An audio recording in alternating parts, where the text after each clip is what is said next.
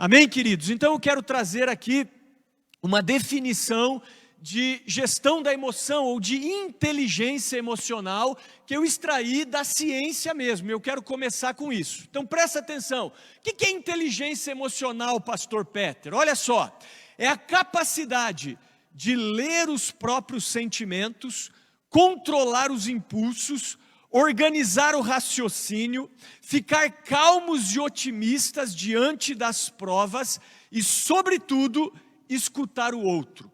Então isso é inteligência emocional. Agora preste atenção no que eu vou dizer. Vários autores renomados de várias universidades famosas nos Estados Unidos, eles afirmam que a inteligência emocional é a capacidade de dominar as próprias emoções, mas sobretudo compreender as emoções dos outros. E eles admitem, olha, isso aqui que é interessante, que apenas 20% dos fatores que determinam o seu sucesso vem do seu QI, do seu quociente intelectual. Os outros 80% dos fatores que levam uma pessoa ao sucesso, que te levam ao sucesso, são atribuídos ao QE, ao quociente emocional. E isso está ligado diretamente àquilo que nós podemos chamar de inteligência emocional. Então hoje, as pessoas bem-sucedidas não são as pessoas que têm um currículo maravilhoso, são as pessoas que têm inteligência emocional, que sabem gerir as suas emoções, que sabem lidar com os seus sentimentos, com o sentimento dos outros e que sabem lidar com as demandas da vida. Isso é muito valorizado nas organizações. Então pessoas que chegam longe são pessoas que têm inteligência emocional. E eu gosto muito de um profissional que, de uma maneira muito prática, ele compara a inteligência emocional com uma dinamite. Então ele diz assim, que pessoas inteligentes emocionalmente são pessoas que têm um pavio longo. Então pense numa dinamite. Se ela tem um pavio longo, ela demora para estourar, certo? Então se você é uma pessoa que tem pavio curto, você é uma pessoa que não é inteligente emocionalmente. Você precisa trabalhar para aumentar o seu pavio. Então essas pessoas que por qualquer coisa surtam, são pessoas que não têm inteligência emocional. Pessoas inteligentes emocionalmente têm um pavio longo, demoram para estourar. Quando elas estouram, ou quando elas dão aquela surtada, elas não vão tão fundo, né? Então pensa aí, se você estoura rápido, quando você surta profundo mesmo. Você xinga, você esbraveja, você quebra coisa, né? Você agride. Então é mais um ponto contrário à inteligência emocional. E a terceira coisa que ele diz é que pessoas inteligentes emocionalmente voltam rapidamente ao estado normal. Então olha só, o que é uma pessoa inteligente emocionalmente? É uma pessoa de pavio longo, demora para estourar. Quando estoura, não vai tão fundo e volta rápido ao estado original. Vamos pensar na família, né? Eu que atendo casais, não estou expondo ninguém aqui, mas é muito comum às vezes, né? O casal briga, a briga é tão feia que às vezes fica uma semana, um mês brigados. É muito tempo, irmãos. Isso aponta para a falta de inteligência emocional. Então eu preciso ter um pavio longo. Quando eu der a surtada, que às vezes acontece, eu não posso ir tão fundo, eu tenho que buscar o autocontrole e rapidamente voltar ao meu estado original. Eu preciso ter aquilo que alguns autores chamam de resiliência. Essa palavra resiliência vem da física e aponta para aquele objeto que, quando é estressado ou quando está sob pressão, ele acumula energia e ele não se rompe. Um exemplo que eu gosto de dar é da vara, né, do atleta ali, do salto em altura. Nós tivemos a Olimpíada há pouco tempo e eu gosto muito, né, da técnica que esses atletas usam. Então, o atleta do salto com vara, ele corre com a vara. Quando ele encaixa a vara estressa e ela acumula energia. E essa energia acumulada lança o atleta por cima do sarrafo. E a vara volta ao estado original, ela não quebra.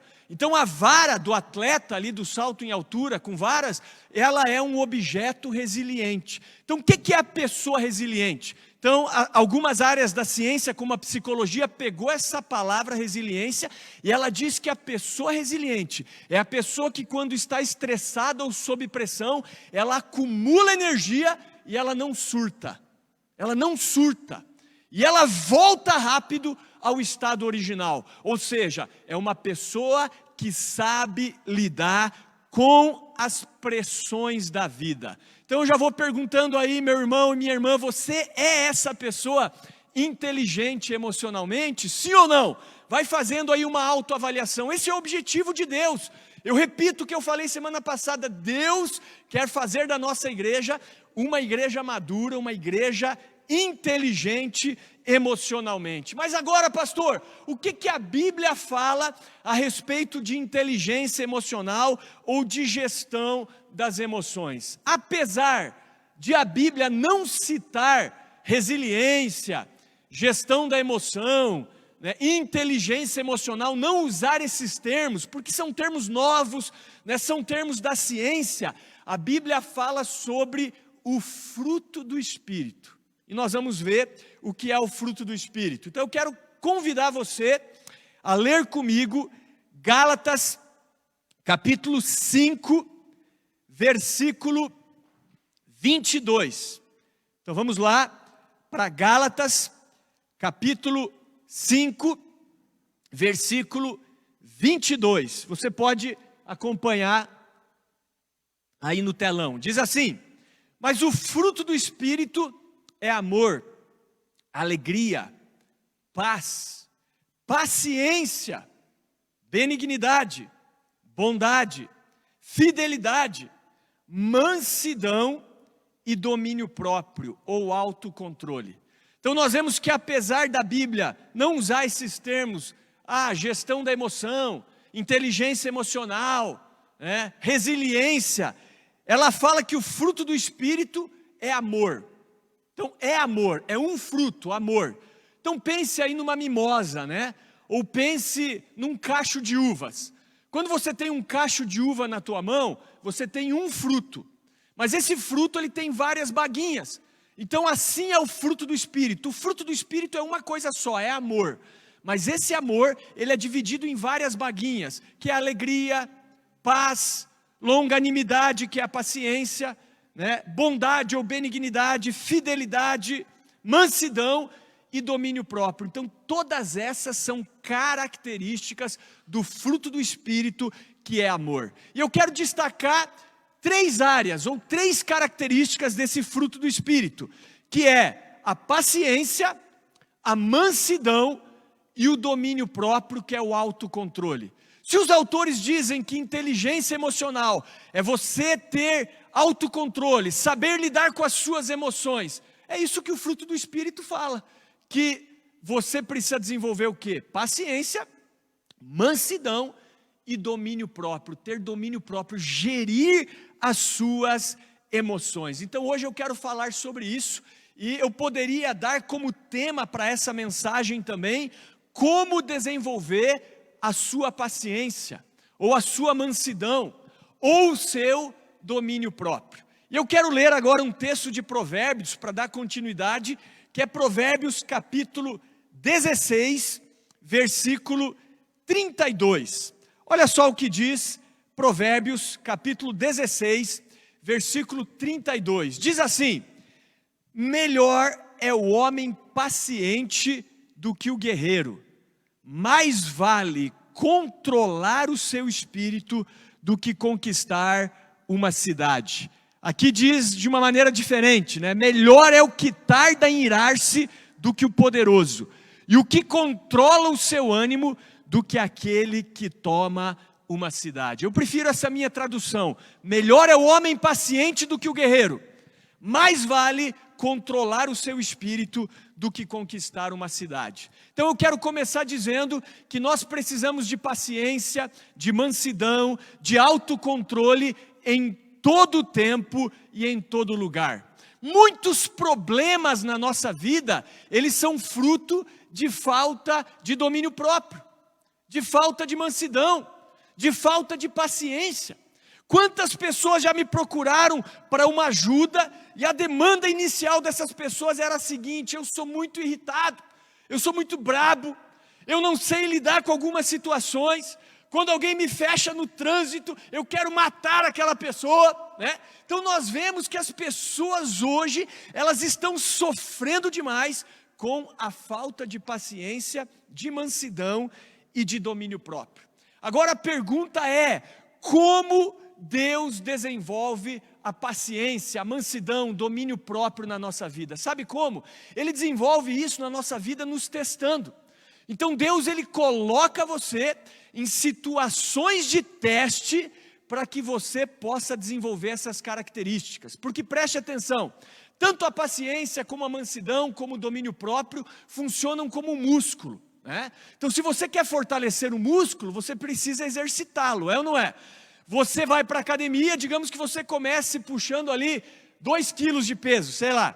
Você não vai pular de 2 quilos para 20 quilos de um dia para o outro. Não, você vai começar devagarzinho, você vai aumentando aos poucos, porque vão se rompendo as tuas fibras, né? A tua musculatura vai se fortalecendo, até que você chega ali num ideal, onde você está levantando 20, sei lá, 30 quilos, não sei, né? Eu não faço academia, mas é assim que você fortalece o músculo.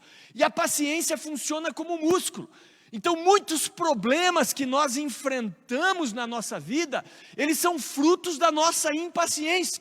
Mas muitos problemas também que vêm na nossa vida são testes de Deus para que você possa exatamente desenvolver a sua paciência, a sua mansidão e o seu domínio próprio. Vocês estão me entendendo? Então sempre que você passa num dos testes, você cresce em paciência, você cresce em mansidão, você cresce no domínio próprio. E existem pelo menos 4 testes para a nossa paciência. O primeiro teste que eu quero trazer para vocês aqui é o que a gente chama de interrupções. Então, sempre que você é interrompido num planejamento teu, isso tem a tendência de te irritar. É ou não é? Pensa aí, você faz um planejamento, você está focado em alguma coisa e alguém ou algo interrompe você. Isso é um teste para a sua paciência. É verdade, é um teste, né? Sei lá, até em coisas simples. Digamos assim, eu vou deitar para descansar domingo à tarde antes de ir para a igreja. Aí chega uma visita na tua casa. Interrompeu o teu planejamento. Você queria descansar. Às vezes você pode ficar meio irritado, você às vezes não demonstra, mas às vezes você pode ficar meio irritado. Você tem um prazo ali para cumprir num trabalho. E alguém ou algo, alguma circunstância atrapalha você nesse prazo. A tendência é que você fique estressado. Então um grande teste da nossa paciência são as interrupções. Então eu me lembro que eu realmente me irritava quando eu era interrompido num planejamento, né? Eu tinha um hábito, pelo menos quando eu ainda morava com os meus pais, né? Por exemplo, se eu entrasse no quarto ali para preparar uma mensagem, enfim, para ter o meu tempo devocional, em geral eu não era interrompido em casa, né? Naquela época não tinha por que me interromper, mas depois que eu casei, eu comecei a ser interrompido sempre, porque minha esposa queria me falar algo, né? Ela queria me mostrar alguma coisa, ela entrava, ela me interrompia, e aquilo começava a me irritar. E depois que eu tive filhos, então, eu não sei mais o que é começar uma coisa e terminar. Não sei. Desde que o Daniel nasceu, não sei mais. E aí o que aconteceu? Eu aproveitei isso para crescer em paciência. Então hoje eu sou uma pessoa bem mais paciente do que no passado, e eu agradeço a minha família, especialmente aos meus filhos. Por exemplo, ontem eu estava dando aula lá na Alcance e tinha algumas crianças ali, né, dos alunos brincando e tal, e eu via que às vezes os pais ficavam incomodados. Eu falei, não, deixa, não está me incomodando, tá beleza, não está atrapalhando a aula não, eles são crianças, deixa ali, né? Por mais que interrompesse às vezes a mãe e tal, eu sabia lidar muito bem com a situação. Mas talvez no outro tempo eu ficasse irritado, puxa, a criança está me interrompendo. E nós vemos uma passagem bíblica sobre isso, né? A Bíblia conta que certa vez Jesus estava ministrando e as crianças estavam ali, provavelmente, né, incomodando alguns adultos. E os discípulos ficaram incomodados com as crianças. e chamaram a atenção: Jesus, você quer que a gente tire as crianças daqui? Isso está em Mateus 19, 13 e 14. Né? E iam afastando as crianças de Jesus, e Jesus disse: não, deixa vir a mim os pequeninos, porque dos tais é o reino dos céus. Né? Então, por mais que seja bom as crianças irem para a salinha, né, nós temos que perder esse entendimento de que a salinha é o lugar onde a gente tira as crianças do culto só para não atrapalhar o culto, sabe? A gente tem essa tendência, né? Salinha é esse lugar. Criança precisa de salinha para não atrapalhar os adultos. Criança não atrapalha, irmão, criança é bênção, entendeu? Então, quando meus filhos nasceram, eu passei a ser interrompido, né? Toda hora: xixi, pai, tinha que levar. Cocô, parece que é de 5 em 5 minutos, né? Não sei, essa é a impressão que eu tenho. Mamá, estou com fome, né? Eu fico a manhã inteira com a minha filha, então, se eu quero começar algo e terminar, eu tenho que acordar de madrugada. A partir do momento que ela acordou, eu não consigo terminar absolutamente nada. Então são as interrupções. E quando eu penso sobre isso, um filme que me vem à mente, né, que marcou a minha vida, eu sou uma pessoa assim, que até quando eu vou assistir filme, eu preciso extrair aprendizados, né? Eu não perco tempo assistindo filme, né, só para relaxar. Não, tem que ter alguma coisa boa. E eu lembro que alguns anos atrás, um filme antigo já, né, aquele filme intitulado Duplex, né, onde um casal, né, um casalzinho novo, compra um apartamento duplex, né, 2 andares. Era o apartamento do sonho deles, numa localização maravilhosa, enfim. Mas o corretor, né, eu não lembro dos detalhes, mas ele diz: olha, tem uma senhora bem idosa que mora aqui na parte de cima, e se vocês comprarem o apartamento, a condição é que ela tem que ficar aí, né? Ela tem que ficar e tal, no contrato vai ter isso. E eles olham, a senhora era bem idosa mesmo, né? E eles pensam assim: logo essa senhora vai bater as botas, o preço está bom, é o apartamento dos nossos sonhos, vamos comprar. Só que era um esquema, né, do corretor com a velhinha. E o marido ali do casal, ele era escritor. E ele precisava cumprir um prazo com a editora de terminar o livro que ele estava escrevendo. E toda hora que ele abria o computador ali, o notebook dele para escrever o livro, a velhinha interrompia ele. Quando o casal ia ter intimidade, a velhinha interrompia, ela sempre interrompia eles. Resumindo a história, aquele cara termina o filme totalmente surtado, né? E praticamente devolve o apartamento quase que de graça ali para o corretor. Então era um esquema mesmo. Aí o corretor pega de novo e revende para uma outra pessoa e faz o mesmo esquema. Mas o detalhe é esse: como ele era interrompido constantemente no seu planejamento, ele termina totalmente frustrado e surtado aquele filme. Então, se você quer crescer nessa área de inteligência emocional, de gestão da emoção, de fruto do Espírito, você precisa aprender a lidar com as interrupções. Esse é o primeiro ponto. O segundo teste da nossa paciência, da mansidão, do domínio próprio, são os transtornos. O que são os transtornos, pastor Peter? São aquelas coisas que fogem do nosso controle, que nós não temos um controle direto sobre elas. Sabe aquelas coisas que vêm na nossa vida e você perde o controle? É difícil lidar com elas, mas nós temos que aprender. Todos nós passamos por isso, inclusive temos falado sobre isso, né? A pandemia é algo que foge do nosso controle. Nós não temos um controle sobre a pandemia, por exemplo. Nós temos um controle sobre a nossa vida. Se nós vamos usar máscara ou não, se nós vamos nos higienizar, manter o distanciamento, evitar a aglomeração. Mas a pandemia em si não tem como a gente ter um controle sobre ela. Por isso que algumas pessoas surtaram quando a pandemia veio. Não tiveram a flexibilidade, a maturidade emocional para lidar com a situação, né? E existem outras várias situações que vêm na nossa vida e que são transtornos, né? Foge do nosso controle. Por exemplo, em 2009 caiu uma araucária do meu vizinho e rompeu a minha fiação de luz e de internet. Eu fiquei 1 semana sem internet na época, até eles restaurarem ali o cabo. Foge do controle, não tinha o que eu fazer, entendeu? Eu não podia chegar lá e conectar a minha internet. Eu tive que ter paciência, esperar o tempo. Foi uma ventania muito forte, várias árvores caíram naquele ano aqui em Curitiba, enfim. Então é um exemplo, fugiu do meu controle. Um congestionamento no trânsito um dia, peguei minha família, vamos descer para a praia. Chegamos ali próximos de São José dos Pinhais, um pouquinho para frente, totalmente congestionado. Imagine você com criança no carro, parado o trânsito. Aí quando andou um pouco, tinha um retorno. né, ali naquela região, e era um dos últimos retornos, acredito, antes do primeiro pedágio. Eu tinha que escolher, arrisco ir ou volto, né? Então eu escolhi voltar com criança pequena no carro, tal, graças a Deus, senão eu ia chegar na praia lá umas 6 horas da manhã, pelo que eu vi naquele dia, né, porque era um acidente grave mesmo. Fugiu, né, do nosso controle, aí eu vou ficar irritado, queria aproveitar, queria ir para a praia, queria surfar, queria nadar. Não tenho controle sobre aquilo. O que basta e o que resta é ter o quê? Paciência. Paciência. É claro que algumas coisas são difíceis, né? Quando eu estava estudando sobre isso, eu me lembrei daquele retiro, né? Os mais antigos aqui lembram do retiro de 2009 também, o retiro do Toboágua lá, né? Quando no momento de culto, quando todos os jovens deveriam estar cultuando, deveriam estar no culto, um dos rapazes, inclusive, né, que estava aqui semana passada, o nosso irmão Carzino, filho do pastor Mauro, resolve ir no toboágua no momento proibido. O toboágua ainda não estava cheio, né? Você sabe, quando você desce um toboágua, tem que estar cheio para frear você ali na parte mais cheia. Ainda não estava bem cheio, e a gente lá no cu, de repente, chega ele com um talho na cabeça, né?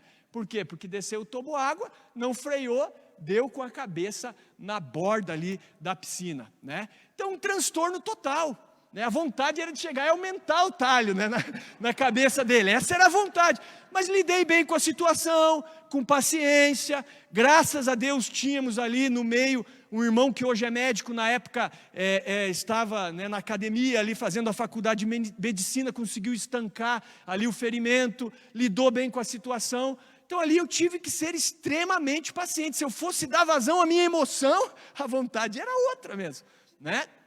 Então são transtornos, situações que fogem do nosso controle. E nós precisamos aprender a lidar com elas. E todos nós passamos por isso. Então, como você lida com as interrupções? Como você lida com os transtornos? É um segundo teste da paciência. Um terceiro teste são as irritações. E aí você poderia fazer uma lista de coisas que te irritam, né? Pense aí em 3 coisas que tiram você do sério. Então essas coisas, elas podem ser também um verdadeiro teste para a nossa paciência. E nós precisamos aprender a lidar com isso. Inclusive, né, quando eu penso nisso, eu me lembro de uma história que é verdadeira, tá? E essa história está relatada na Enciclopédia Britânica de 1982. Então os irmãos que fizeram o esbinja aqui comigo já me ouviram falar sobre essa história. Então uma história real que fala de um homem chamado Brian Heise. E o título dessa história na Enciclopédia Britânica de 1982 é Acontecimentos Estranhos ou Incomuns. Então conta a história desse cara chamado Brian Heise. Conta-se que certo dia, quando ele acordou no seu apartamento em Utah, nos Estados Unidos, se não me engano, ele se deparou com uma realidade. O apartamento dele estava cheio de água. Havia estourado um cano do apartamento de cima, uma coisa assim, e estava infiltrando água no apartamento dele. Ele chamou o síndico, e o síndico então foi providenciar com ele um aspirador de água para resolver a situação. Nesse tempo ele desceu até o carro dele, e quando ele chegou no carro, ele viu que o pneu estava furado. Então ele trocou o pneu do carro e ele subiu para fazer um telefonema. Quando ele subiu para fazer o telefonema, ele levou um choque elétrico tão forte que ele quase arrancou o telefone da parede. Eram aqueles telefones de fio antigo, de parede. Então, por causa da umidade, ele tomou choque a ponto de quase arrancar o telefone da parede. Quando ele foi sair novamente, ele teve que arrombar a porta da casa dele, porque devido à umidade, a porta emperrou e ele praticamente teve que arrombar, né, a pontapés ele tentar, né, abrir aquela porta. Quando ele desceu na garagem para pegar o carro dele, o carro havia sido roubado. Nesse meio tempo, roubaram o carro dele. Só que como o carro estava com pouca gasolina, ele encontrou o carro alguns quarteirões para frente. Empurrou o carro até o posto, encheu o tanque e beleza, continuou fazendo as coisas. Naquela noite, não se sabe como, ele era um militar, ele foi numa formatura do exército, não se sabe como ele se feriu gravemente com a sua baioneta. E ele teve um corte profundo na sua perna e precisou ir para o hospital fazer alguns pontos. E quando ele retorna para casa à noite, ele toma um escorregão no tapete da casa, que estava úmida ainda, e fere gravemente a coluna. Para piorar, havia caído o reboco, né, de cima da casa dele por causa da umidade e matou os 4 canários dele que estavam numa gaiola. E ele finaliza o dia dizendo: Deus queria me matar, mas não estava conseguindo. Então, quando eu penso em irritações, eu penso nesse camarada, o Brian Heiss. E eu penso que existe sempre alguém pior do que nós, né? E quando eu olho para ele, eu vejo que esse relato, ele acabou indo para a Enciclopédia Britânica porque mostra um cara que lidou muito bem com uma série de irritações no seu dia a dia. Então as irritações, elas podem ser extremamente produtivas. É como uma ostra, né? Não sei se você sabe como a pérola se desenvolve dentro da ostra. Se desenvolve porque um grão de areia ou um corpo estranho entra nela e começa a irritar. Vai irritando a ostra, vai irritando.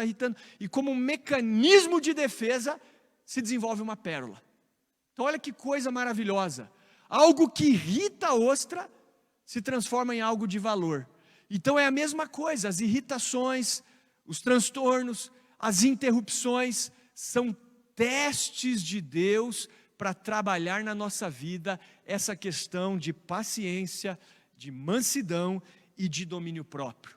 E finalmente, o quarto teste aqui da paciência é a inatividade, ou é a espera. Deixa eu perguntar uma coisa para vocês aqui, irmãos. Quantos aqui gostam de esperar? Alguém aqui gosta de esperar ou não? Você, sei lá, está no mercado e tem que ficar esperando na fila, né? Hoje, graças a Deus, a gente não precisa mais ir no banco, né? A gente faz tudo online, isso é maravilhoso, né? Porque tem que esperar no banco, né? No Detran também, né? Antigamente no Detran era um parto, né? Esses dias fui fazer a transferência do carro que estava no nome da minha mãe para mim, beleza, tudo agendado, com horário, né? Fui lá, agendei no horário certo, está tudo rapidinho. Falei, nossa, que maravilha, as coisas melhoraram bastante, né? Com esse boom digital aí, né? Porque ninguém gosta de esperar, mas às vezes Deus vai nos colocar em situações de espera. Por exemplo, Noé, ele teve que esperar quantos anos para vir o dilúvio? Construindo a arca. Depois que veio o dilúvio, ele entrou na arca, 1 ano ele ficou dentro da arca com a sua família. Imagine ter que esperar aquela rotina todo dia, com as mesmas pessoas, fazendo as mesmas coisas, limpando fezes de animal, dando comida, enfim, olha só a paciência que ele desenvolveu nesse 1 ano, né? É uma enfermidade às vezes que vem na nossa vida e o que nos resta é esperar a cura, ou passar por um tratamento. Abraão, né? Recebe a promessa de que teria uma descendência abençoada, mas o filho dele nasce quando ele tinha 100 anos de idade, né? Então demora-se muito para a promessa se cumprir. Moisés, né, começa o ministério dele com 80 anos, irmãos. Então imagine a espera até o chamado de Deus. Lázaro, né, Marta e Maria, quando Lázaro morre, Jesus fica sabendo, ele demora 4 dias para chegar no local e ressuscitar Lázaro. Imagine você com o irmão morto, com um parente morto, esperando Jesus 4 dias, é uma eternidade 4 dias, para quem está com um parente morto. Jesus demorou, ele demorou de maneira proposital, testando a fé, a paciência das irmãs de Maria e de Marta. Então nós precisamos aprender a lidar com a espera. Só que hoje o problema de muitas pessoas é que elas têm aquilo que alguns médicos chamam de a doença da pressa. Já ouviu falar na doença da pressa ou não? Pense aí se você tem a doença da pressa ou não. Você já se pegou dirigindo o seu carro e a pessoa da frente está devagar e você ficou irritado com a pessoa da frente? Detalhe, você não estava atrasado para nenhum compromisso, mesmo assim você ficou irritado. Doença da pressa. Por que você está apressado? Né? Ah, não acaba isso aqui nunca. Esse louvor está demorando, né? Sei lá, apressado. Doença da pressa, sempre está com pressa. Existe uma autora chamada M.J. Ryan, que ela escreveu um livro intitulado O Poder da Paciência. Nesse livro, ela vai falar sobre a doença da pressa. Olha só o que ela diz, preste atenção, vou ler aqui, ó. Outro nome para a doença da pressa é a impaciência. A fúria no trânsito, a violência de todos os tipos, todos esses comportamentos e muitas outras doenças no mundo podem estar relacionados, pelo menos em parte, à falta de paciência. Agora olha só, nós vivemos numa época de imediatismo, né? Nós somos a geração do fast food. do micro-ondas, do hambúrguer, né? A geração do hambúrguer emocional. Então nós não gostamos de esperar, né? Então olha só, isso aqui é verdade, tá? Alguns McDonald's prometem entregar o pedido em até 1 minuto e meio, ou o lanche é grátis. Você vê a velocidade. A duração média da consulta de um médico é de 8 minutos. Você já deve ter tido essa experiência. Você vai no médico, às vezes ele não olha na tua cara. Isso é verdade. Um popular buffet de Tóquio cobra por minuto. Quanto mais rápido você comer, menos você vai pagar. O presidente da divisão de computadores portáteis da Hitachi motiva os seus trabalhadores com um lema: a velocidade é Deus, o tempo é o diabo. O tempo aqui é a demora, né? Então a velocidade é Deus, a demora é o diabo. Então nós vemos que nós somos, digamos assim, incentivados a essa doença da pressa. Você já viu uma pessoa esperando o elevador? Se o elevador demora mais do que 15 segundos, a pessoa já fica impaciente, né? Já fica andando de um lado para o outro, apertando várias vezes o botão, como se apertar o botão várias vezes fosse acelerar o elevador. E olha só algo que eu li num livro. Você sabia que passa 6 meses da sua vida sentado diante dos semáforos, esperando o sinal vermelho mudar para verde? E já notou que se você não mexer em 2 segundos, quando a luz verde acender, a pessoa do carro de trás de você fica vermelha? Então nós vemos que nós vivemos uma época de doença da pressa. E os médicos que falam sobre essa questão de doença da pressa, são 2 médicos, um deles se chama Rosenman e outro Friedman. E eles afirmam, olha só que interessante, que 90% das vítimas de ataque de coração têm a personalidade apressada tipo A.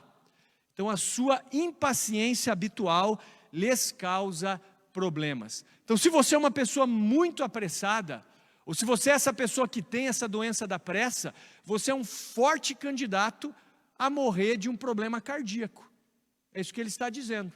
90% das pessoas que sofrem de problemas cardíacos são pessoas extremamente apressadas, são pessoas impacientes, que não têm paciência, não têm mansidão, não têm autocontrole, não têm aquilo que nós temos chamado aqui de inteligência emocional.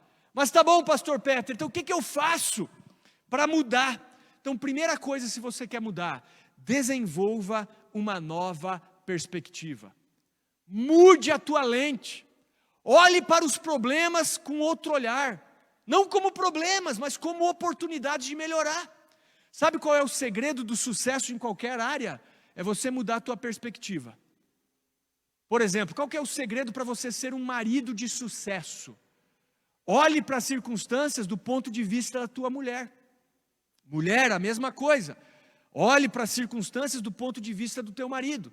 Pai, procure olhar as coisas do ponto de vista dos teus filhos. Mãe, a mesma coisa. Filhos, olhem para as coisas do ponto de vista dos teus pais. Mude a sua perspectiva.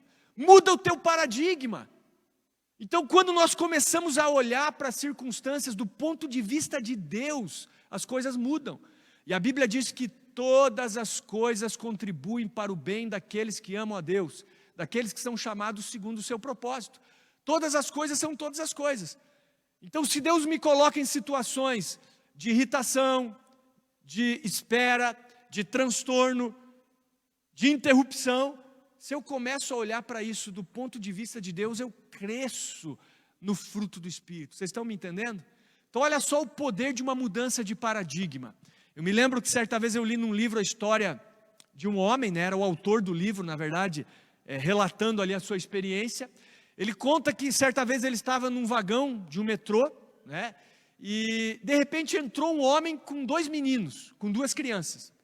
E aquele homem sentou exatamente do lado dele, do autor, da pessoa que estava relatando a experiência. E ele sentou e fechou o olho e ficou ali. E os meninos dele começaram a fazer uma verdadeira algazarra no vagão do metrô. Começaram a pular, a se pendurar nas pessoas, né? Tinha uma pessoa lendo jornal, batia no jornal. E o clima no ambiente começou a ficar muito tenso, por causa das crianças, fazendo aquela bagunça. E o camarada estava ali parado, né, sem fazer nada. E aí o autor do livro, né, vendo aquela situação, ficou muito incomodado, resolveu falar com a pessoa. E falou assim, olha, né, desculpe assim eu falar isso para você, mas eu acho que os teus filhos estão incomodando aqui um pouco, né? Ele tentou ser assim o mais assertivo possível. E aí aquele homem abriu o olho, olhou para a situação e disse assim: é verdade, eu acho que eu deveria fazer alguma coisa, mas é que nós acabamos de sair do hospital, onde a mãe deles acabou de falecer, e eu não sei o que fazer. Mais ou menos isso que ele falou. Naquele momento houve uma mudança de paradigma.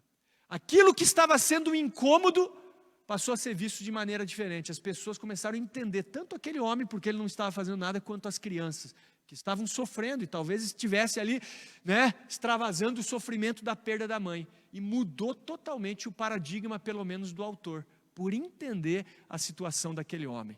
Eu me lembro também do relato de um outro autor, num livro, não sei se essa história é real ou se é uma ilustração, tá? Mas de uma mulher que estava esperando o seu voo no aeroporto, e aí ela vai até uma lanchonete ali do aeroporto e compra um pacote de bolacha, põe na sua bolsa e se dirige à área VIP do aeroporto para ler um livro e comer a sua bolacha. Quando ela senta para ler o livro e comer a bolacha, tinha um homem do lado dela, e entre eles ali uma mesinha, né? E aí ela pega uma bolacha do pacote, e o homem também pega uma bolacha do pacote, sem ela conhecer o homem.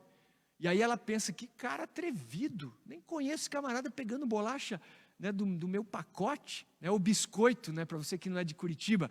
E enfim, e aí ela fica incomodada, ela pega uma segunda bolacha, o camarada pega uma segunda bolacha também, e ela vai ficando irritada, e vão comendo, ela come uma, o cara uma, até que chega na última bolacha. E ela pensa assim: ah não, esse cara não vai ter o atrevimento de pegar a última bolacha. Aí ele pega a última bolacha, quebra no meio, come e deixa metade para ela. Nesse momento ela fica irritadíssima, ela levanta, ela xinga o cara, né, chama ele de atrevido, xinga ele e vai para o seu avião. Quando ela entra no avião, ela resolve abrir a bolsa dela para pegar uma bala, e quando ela abre a bolsa, ela se depara com um pacote de bolacha dela intacto dentro da bolsa. Só que nesse momento não dava mais tempo de procurar o camarada e pedir desculpa, mas houve o que? Uma mudança de paradigma. Então aquilo que estava irritando ela, nesse momento ela falou: opa, quem estava errado era eu, né? Eu deveria pedir desculpas para aquele homem, porque era ela que estava comendo a bolacha dele, e ele levou de boa. Então veja só o poder de uma mudança de paradigma. Comece a ver as coisas de uma nova perspectiva. Entenda que você é um ser humano, você não é Deus. Você não precisa estar no controle de todas as situações.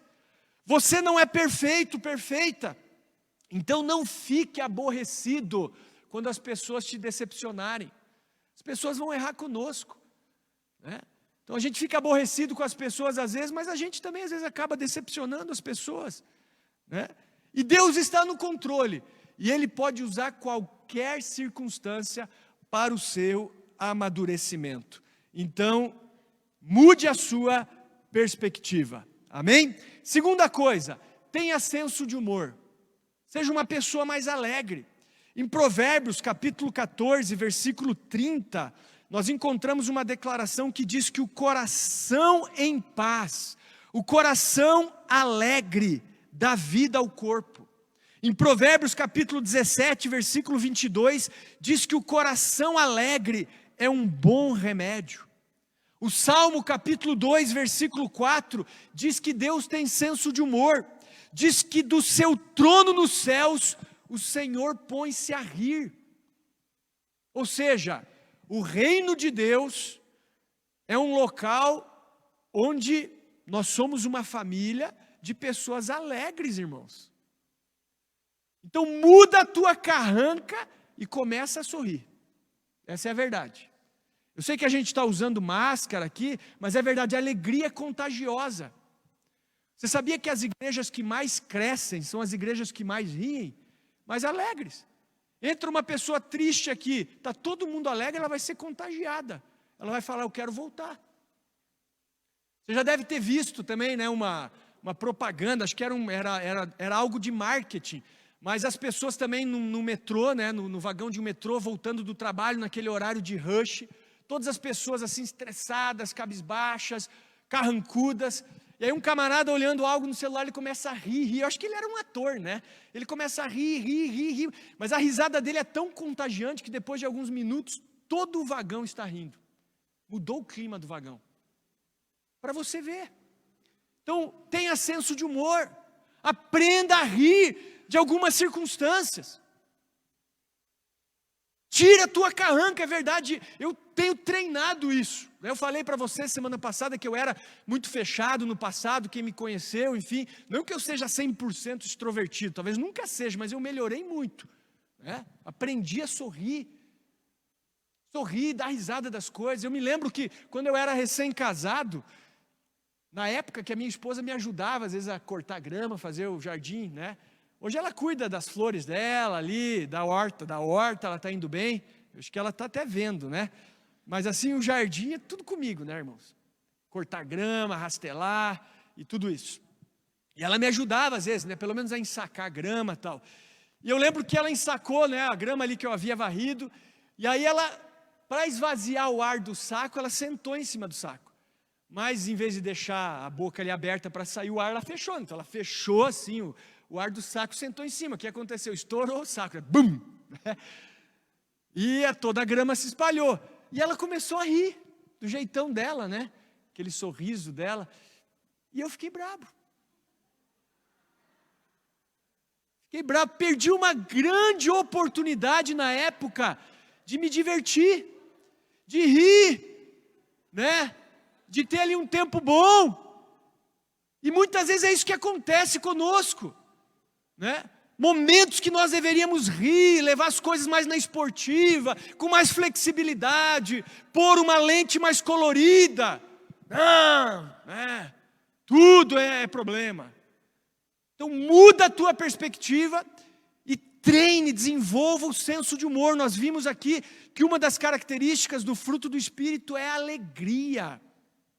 É alegria. Se você não for alegre, quando você estiver no céu, você vai se sentir muito mal, porque lá deve ser um ambiente de muita alegria, né? Eu me lembro de uma reportagem que eu vi, aquilo me marcou, né, muitos anos, sempre cito quando eu falo sobre isso, da yoga do riso. Eu me lembro que isso era feito na praça ali principal da capital da Índia. Então os velhinhos se reuniam na praça ali da capital da Índia, que eu nem sei qual é, né? Enfim, e eles começavam a rir, a olhar um para o outro e dar risada, né? Então eu olhava, tipo, imagine, eu olho para você e começo a rir, forçado mesmo, forçado, estou forçando a risada, e você também. Aí eu olho para o outro, forço o riso e o outro também, mas daqui a pouco, aquela risada forçada começava a ser verdadeira. E eles ficavam ali alguns minutos rindo, e não paravam mais, era um tempo bom que eles passavam rindo, e aquilo era terapêutico. E eles chamavam aquilo de a yoga do riso. Então é isso que nós devemos começar a fazer, ter senso de humor, porque o coração alegre é um bom remédio. Amém? Você já viu que o riso, ele alivia a tua tensão? Às vezes você está tenso, daqui a pouco você acha algo engraçado, começa a rir daquilo, e isso alivia a tua tensão. Então, para você ser essa pessoa inteligente emocionalmente, em primeiro lugar, desenvolva uma nova perspectiva. Tenha senso de humor. E terceira coisa, aprofunde o teu amor. Nós lemos ali em Gálatas capítulo 5, versículo 22, que o fruto do Espírito é amor. E a paciência, a mansidão, o domínio próprio são características do amor. Inclusive, se você abrir a sua Bíblia em 1 Coríntios capítulo 13, que é onde Paulo define o amor, no versículo 4 está escrito que o amor é paciente. Então, olha, o amor é paciente. Então, se eu sou impaciente, está faltando o quê? Amor. Não é verdade? Porque se eu amo, eu sou paciente. Então, se você é uma pessoa impaciente, está faltando amor na tua vida. Então, se eu aprofundo o meu amor, eu me torno uma pessoa paciente. Então, quem ama é paciente. Por quê? Porque o amor, ele é paciente. E a Bíblia traz para nós que o amor é a principal característica que deve reger a vida em comunidade, a vida da igreja, a vida do cristão. Efésios 4:2 diz assim: sejam humildes e amáveis, sejam pacientes uns com os outros, tendo tolerância pelas faltas uns dos outros por causa do amor entre vocês. Então veja que o amor sempre está linkado com paciência, com mansidão, com domínio próprio, né? Então por isso que nós precisamos voltar a ser a comunidade do amor, né? Porque se nós formos a comunidade do amor, junto com o amor vem a alegria, vem a paz, vem a paciência, vem a benignidade, a bondade, a fidelidade, né, a mansidão, vem o domínio próprio. Eu me lembro do testemunho do pastor Rick Warren, num dos seus livros, onde ele conta que, quando ele era acadêmico, ele tinha um colega de turma, ou ali de faculdade, né, não era exatamente da turma dele, que era muito irritante. Era aquele tipo de pessoa irritante que quando fala com você, cospe, sabe? Você não consegue nem ficar perto do cara, sabe? E ninguém gostava do camarada, né? E ele também não, ele fala, pô, esse cara me irrita demais e tal. E aí um dia ele resolveu orar. Por quê? Porque ele viu na Bíblia que ele deveria amar as pessoas, né? E era um colega de faculdade de teologia ali, né? E ele orou, ele disse: Deus, aquela pessoa me irrita demais, mas entendendo o mandamento do amor, eu peço que o Senhor aprofunde o meu amor por ele, né? Eu estou trazendo uma oração minha, mas ele pediu para que Deus enchesse ele de amor por aquela pessoa. No outro dia ele foi para a faculdade, para a universidade, e ele passou o dia inteiro sem ver aquele colega. Ele falou: que maravilha, né? Deus respondeu minha oração. Fiz aquela oração o dia inteiro sem ver o colega, né? E você sabe que é comum nos Estados Unidos, às vezes o aluno, né, ali o acadêmico fica o dia inteiro mesmo, né, ali na universidade. E chegou na parte da noite, ele foi para o refeitório fazer uma refeição, pegou ali o bandejão dele e tal, sentou na mesa, quando de repente o colega entra no refeitório. Vê ele lá, pega comida, macarrão, tal, refrigerante, enfim, e vai para sentar do lado dele. Antes de chegar, o colega era tão distraído que tropeça em alguma coisa e derrama exatamente a bandeja com comida em cima dele. E ele falou: tinha macarrão no meu cabelo, refrigerante na minha roupa, e todas as pessoas que estavam presentes ali esperavam uma reação irada da minha parte, uma reação agressiva da minha parte, mas eu estava preparado, ele disse. Eu havia orado, eu estava revestido de amor, e eu consegui lidar com aquela situação de maneira correta. Não me irritei, lidei de uma maneira coerente, e isso fez toda a diferença. Então é isso, você que é pai, por exemplo, né? Ao corrigir o seu filho, que é necessário, você tem que corrigir cheio de amor. Todas as vezes que eu corrigi minha filha com amor, eu fui paciente. Eu consegui corrigir, o resultado foi maravilhoso, e eu me senti bem. Por quê? Porque eu estava no controle da situação, com domínio próprio, com mansidão. Você está entendendo? Quando você surta, perde a sua paciência, você pode até conseguir o que você quer, mas você vai perdendo o coração do teu filho quando você é autoritário. Então, se você ama teu filho, tua filha, as pessoas que convivem com você, você tem que demonstrar isso através da paciência. Então, aprofunde o seu amor. E o último ponto é: dependa do Senhor. Então mude a sua perspectiva, tenha senso de humor, aprofunde o seu amor e dependa do Senhor. Por quê? Porque se a paciência, a mansidão, o domínio próprio, a gestão da emoção, né, que é a inteligência emocional, é algo de Deus, então nós precisamos depender do Espírito Santo, buscar nele essas questões. Porque é Ele quem vai trabalhar isso na nossa vida. E a dependência do Senhor, ela se manifesta como? Ela se manifesta através da oração, através da busca de Deus, através do louvor, você estando aqui.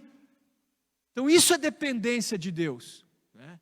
Então quando você busca a Deus, se submete a Ele, especialmente dessas maneiras, você está dizendo: dependo do Senhor, preciso do Teu Espírito para me ajudar nessas questões. Então essa é a palavra de Deus para você nessa noite, para a comunidade nessa noite. Desenvolver a inteligência emocional, gerir as suas emoções.